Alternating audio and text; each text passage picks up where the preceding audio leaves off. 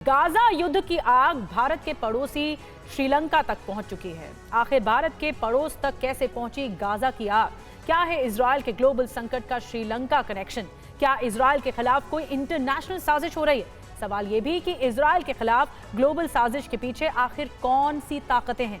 क्या इसके पीछे ईरान है? क्या इसके पीछे हमास या फिर हिजबुल्लाह जैसे प्रॉक्सी गुट हैं? आखिर क्यों इजरायल और अमेरिका ने दूसरे देशों में रह रहे अपने नागरिकों को आतंकी हमलों से अलर्ट किया है? क्या इजरायल अपने ही जाल में फंस चुका है? इजरायल के इस ग्लोबल संकट पर देखिए TV9 की ये एक्सक्लूसिव पड़ताल। गाजा युद्ध के बीच इजरायल ने ईरान पर बहुत बड़े हमले की तैयारी की है, लेकिन ईरान पर होने वाले हमले से पहले गाजा की आग भारत के पड़ोस तक पहुंच गई है।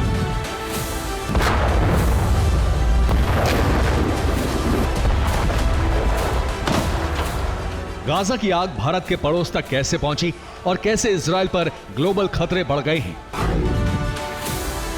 इसके बारे में हम पूरी रिपोर्ट आपको दिखाएंगे। लेकिन भारत के बिल्कुल पड़ोस में पहुंची गाजा युद्ध की आंच न सिर्फ दूसरे देशों में रह रहे इजरायली और अमेरिकी नागरिकों को दहला रही है, बल्कि गाजा से उठी आग ईरान को भी झुलसाने को तैयार है।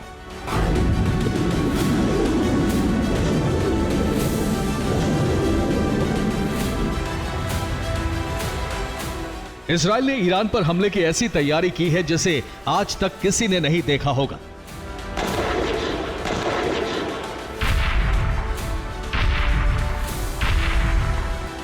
ईरान पर भीषण हमला होते ही दुनिया इजरायल की वो पावर देखेगी जिसकी तैयारी इजरायल काफी समय से कर रहा है।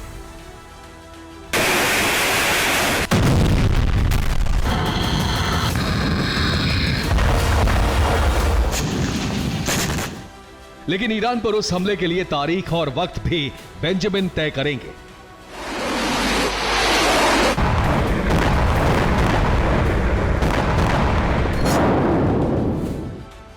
इजरायल ने अपनी सबसे घातक मिसाइलों को ईरान पर हमले के लिए तैयार कर लिया है।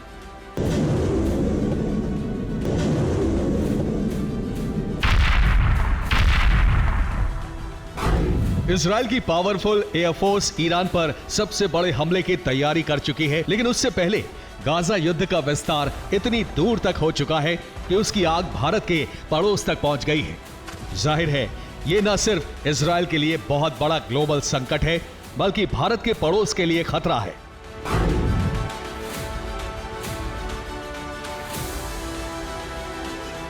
सवाल है कि भारत के पड़ोस तक कैसे पहुंची गाजा की आग? क्या इजरायल के खिलाफ हुई इंटरनेशनल साजिश? इजरायल के खिलाफ ग्लोबल साजिश के पीछे कौन है?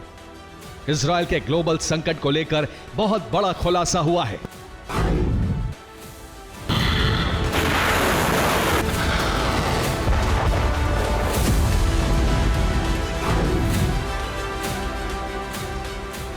और क्या भारत के पड़ोस में टेरर अटैक की साजिश की गई है? क्या वाकई भारत के पड़ोस में पहुंच चुके हैं प्रॉक्सी जिहादी?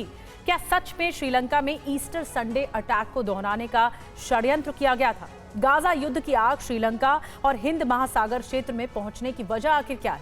TV9 भारतवर्ष ने इसे लेकर श्रीलंका के राजनेताओं से भी बात की है। इस एक्सक्लूसिव खुलासे पर श्रीलंका ने क्या कुछ कहा, देखिए अगली रिपोर्ट। इजराइल और अमेरिका ने अपने लोगों को श्रीलंका के अरुगम इलाके से हट जाने को कहा है, तो क्या हमास और हिजबुल्ला के निशाने पर हिंद महासागर का इलाका भी है? नए खुलासे के मुताबिक इजराइल और अमेरिका को ऐसे इनपुट मिल रहे हैं कि दक्षिणी श्रीलंका में आतंकी हमला हो सकता है।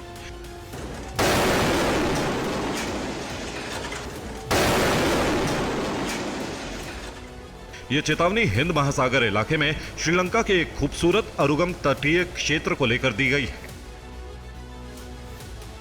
श्रीलंका का अरुगम एक समुद्री खाड़ी इलाका है जो अपने सुंदर तट के लिए मशहूर है। अरुगम खाड़ी को स्थानीय लोग अरुगम कुदाह के नाम से बुलाते हैं। ये श्रीलंका के दक्षिण पूर्वी तट के ड्राई एरिया में हिंद महासागर क्षेत्र में स्थित है। खुफिया इनपुट के मुताबिक इजराइल ने अपने नागरिकों को अरुगम खाड़ी समेत श्रीलंका के बाकी हिस्सों में सतर्क रहने को कहा है। इजराइल ने अपने नागरिकों से खुली जगहों पर कोई आयोजन करने से मना किया है। श्रीलंका में रह रहे अपने नागरिकों के लिए अमेरिका और जर्मनी ने भी यही अलर्ट जारी किया है। पर्यटन स्थल अरुगम खाड़ी क्षेत्र में सुरक्षा बढ़ा दी गई है।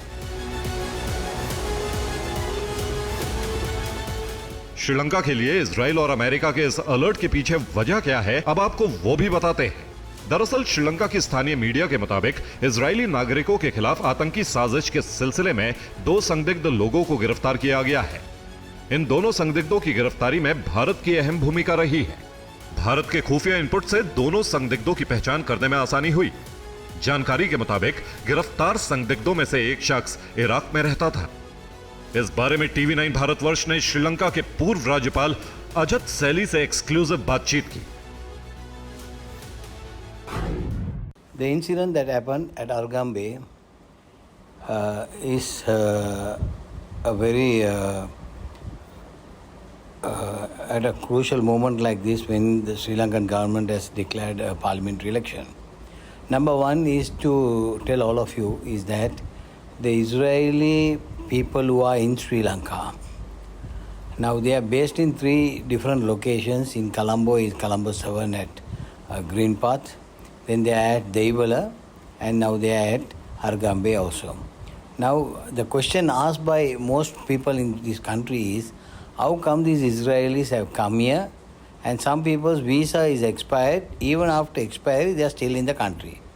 So who is allowing this accommodation? How are they staying without a visa? How are they getting involved in business? How are they taking over properties and all that is a big question that is being asked.